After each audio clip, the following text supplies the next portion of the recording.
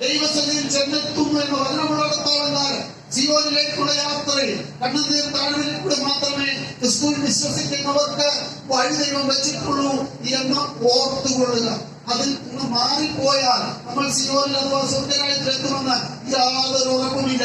ഒരു ഭക്തൻ ഇവിടുത്തെ പ്രസംഗിച്ചതുപോലെ, പ്രവചനം പറയുന്നത് പോലെ, പല ഘട്ടമുണ്ടായപ്പോൾ ആ വീട്ടിലെ അച്ചായനെ ചിലർ കുറ്റപ്പെടുത്തി, നിരീശ്വരവാദികൾ കുറ്റപ്പെടുത്തിയപ്പോൾ അദ്ദേഹം ഇങ്ങനെ മറുപടി പറഞ്ഞു: സ്വർഗത്തിലേക്ക് പോകാൻ രണ്ട് വഴിയേ ഉള്ളൂ, ഒന്നിൽ വെള്ളത്തിൽ കൂടി അല്ല തീയിൽ കൂടി.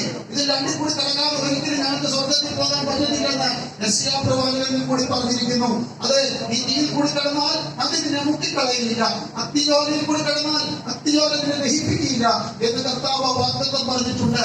നമുക്ക് തന്നിരിക്കുന്ന വലിയ പ്രത്യാശയിൽ കൂടി കർത്താവ് നമ്മളെ നടത്തുവാൻ വിളിക്കപ്പെട്ടിരിക്കുമ്പോൾ ഒരു പുതിയ നിയമ വചനം യോഹന്നാനിൽ കൂടി എഴുതിയിരിക്കുന്നത് ഞാൻ നിങ്ങളോട് ദൈവദാസനോട് പറഞ്ഞപ്പോൾ ഓർപ്പിച്ചത് വായിക്കുന്നു. യോഹന്നാൻ സുവിശേഷം 14-27 വാക്യം: സമാധാനം ഞാൻ നിങ്ങൾക്ക് തന്നിച്ചു പോകുന്നു, എന്റെ സമാധാനം ഞാൻ നിങ്ങൾക്ക് തരുന്നു. ലോകം തരുന്നത് പോലെയല്ല ഞാൻ നിങ്ങൾക്ക് തരുന്നത്. നിങ്ങളുടെ ഹൃദയം കരയരുത്, ഭ്രമിക്കുകയും അരുത്. വേറൊരു അടുത്ത അധ്യായത്തിൽ പ്രകാരം പറയുന്നു: ഞാൻ പോകുന്നതിനാൽ നിങ്ങൾക്ക് വളരെ പ്രയോജനമുണ്ട്. കാരണം എന്താണ്? എന്റെ പിതാവിന്റെ സന്നിധിയിൽ അനേക വാസസ്ഥലങ്ങളുണ്ട്.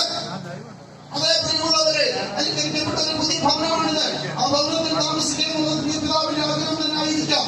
എന്നാൽ നമ്മൾ ഇബ്രാഹിമിൽ വായിക്കുന്നു, ശ്രേഷ്ഠകരമായ ഫലമിക്കേണ്ടതിന് അവർ ഭേദം വെച്ചു എഴുതിയിരിക്കുന്നത് പോലെ ഈ വീടിനേക്കാളും നാം ഭൂമിയിലെ ഏത് നന്മയെക്കാളും ഏത് അനുഗ്രഹത്തെക്കാളും ശ്രേഷ്ഠകരമായ ഒരു ഭവനം സ്വർഗീയ പിതാവിന്റെ സന്നിധിയിൽ കർത്താവ്